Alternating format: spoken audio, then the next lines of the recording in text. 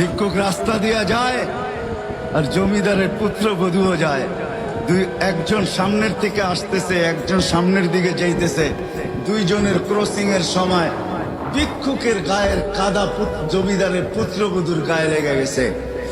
সে দুনিয়া আন্ধার করে ফেলছে, স্বামীকে ডাইকা নিয়ে আসছে, বলছে ভিক্ষুক আমার কাপড় নষ্ট করে দিছে। সে শুধু ভিক্ষুক ছিল না, বৃদ্ধ ছিল। বৃদ্ধ ছিল না শুধু, জীর্ণ ছিল, শীর্ণ ছিল, শরীরে কাপড় ছিল না, ফাটা চিরা কাপড় ছিল, পায়ে জুতা ছিল না, পেটে ভাত ছিল না। জমিদারের পুত্র সইতে পারে নাই, যৌবনী শক্তি সয় তো সয় কি কইরা? তার স্ত্রীর গায়ে ভিক্ষুকের কাদা, বস সমগ্র শক্তিকে হাতে জমা করা, একত্র করা বৃদ্ধের গালে বসায় দিছে। বৃদ্ধ কিচ্ছু বলে নাই, শুধু উপরের দিকে তাকায় দুই তিনটা শব্দ উচ্চারণ করছেন। শব্দগুলা হলো ইয়া মান লা তারাহুল উয়ুন, ও আল্লাহ চোখে দেখা যায় না, ও তারা কুল্লা শাই, তুই সব দেখিস, ফারা তারা মা বি, তুই কি দেখিস না আমার সাথে কি ঘটতেছে? এটা কি দেখিস না? বলতে দেরি যুবক, মরতে দেরি হয় নাই।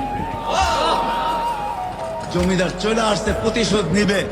বৃদ্ধের একদিকে মুস্কি হাসি, একদিকে বলতেছে প্রেমের খেলা এমনই হয়। জিজ্ঞাসা করছে কিসের প্রেমের খেলা রে? বলছে ওর প্রেমিকার গায়ে আমার কাদা লাগছে, পায়ের কাদা লাগছে, ও সইতে পারে নাই, যৌবনী শক্তি দিয়ে আমার বৃদ্ধ গালে বসায় দিছে। আমাকেও একজন ভালোবাসে, সেও সইতে পারে না, সেও সইতে পারে না। ও তো থাপ্পড় দিয়া খেলতো, সে জান নিয়ে নিছে, জান।